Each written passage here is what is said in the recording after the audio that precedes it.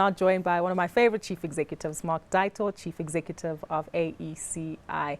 We had our fun moment off air where I said boom, close to all things explosives, but good to have you. Nice numbers that you managed to report, but when I first read it, I thought, gosh, thank goodness for land, huh?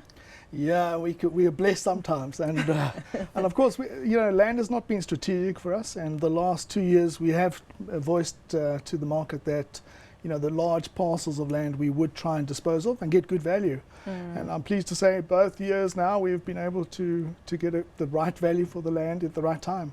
So it's helped, especially around the diversification, of course, relative to mining right now. Yeah. And we've been able to deliver. Last year we gave a nice special dividend back to the market. And this year we're going to receive another 400 million in the next 6 months. And then we'll be looking at what to do with that.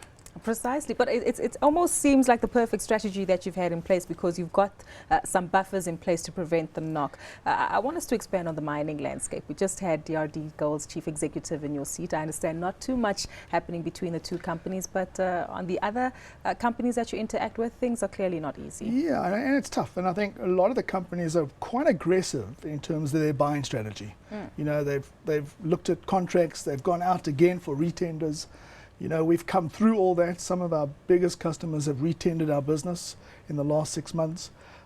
We've taken the strategy to hold on to the volumes as much as possible. And I'm quite happy to report that we've been very successful in that.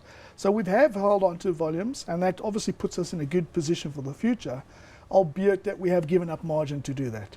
So really for us, the next couple of months is to look at our business, try and right size in areas relative to what the customer needs are. And but the commodity cycle has hit us, and we always say we're at the bottom, but last month I said we're at the bottom, and this month it's got even a little bit worse. But we've got to ride the storm. We've been in this industry for over 90 years. We've been through these cycles, but we've got a robust business model, and we'll see this one through as well. Are there particular measures you have in place to ride out the storm over the next few quarters? Yes, we do. We've also looking at diversification in terms of our portfolio. We've done a lot in Africa on water.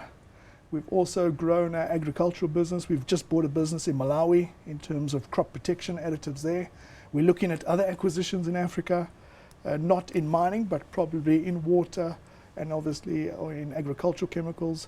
And then the one of interest is in the food additives. We've just announced another acquisition, a Cape Town-based business, SCP. Yes. They're into the ingredients, into the puree, which obviously supplies into appetizer, the breweries in that area. So it's an ingredient, it's part of the customer's process. Despite the manufacturing environment not looking positive in South Africa, this still made sense. Yeah, I guess people are still drinking and eating.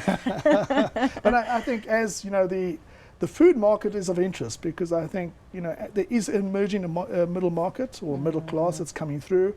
They want to see more sophistication in foods, and the ingredients plays a very important role. The food additives market is pretty fragmented, so we see opportunity to actually make a couple of acquisitions and offer a total package in terms of product line and services.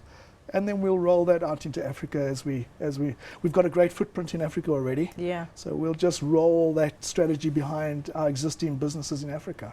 So the 36% revenue which comes from outside South Africa could go even higher, I take it? Yes, and I get asked the question quite regularly, and I think where we're going with that is to say probably the next 2 to 3 years, we would like to see a sort of a 50-50 spread.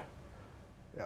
Mark? We would be a lot higher at the moment if it wasn't for Indonesia, which has obviously turned a little bit against us. Volumes are quite way down there. So, but we are looking to get more dollar or hard currency exposure as time moves on. For the investor that's watching, it almost seems as though AECI is changing its image. It's no longer just going to be an explosives company. Bigger exposure, as you mentioned, to markets outside of South Africa. Is this part of the long-term strategy? It definitely is, and it's a diversified strategy. Unlike other companies that are quite diversified, chemicals is still part of the core, but we're looking at different areas that we believe are growth areas. And that's probably going to eliminate the downturn in one sector that we diversified into other sectors that are more profitable at times in cycles. So for us, it is the strategy. We still believe in the strategy, even though mining is at the moment a big part of that. But we'll see this through, and we'll grow the rest of our business. Still opportunities out there, but tough environment. So looking for more acquisitions, and we'll keep updated on that. Absolutely. Mark, thank you so much for your time today. Interesting always to speak to you. That was Mark Dytor. He's the Chief Executive of Explosives and Chemicals Company, which is changing its portfolio, evidently. Mark Dytor.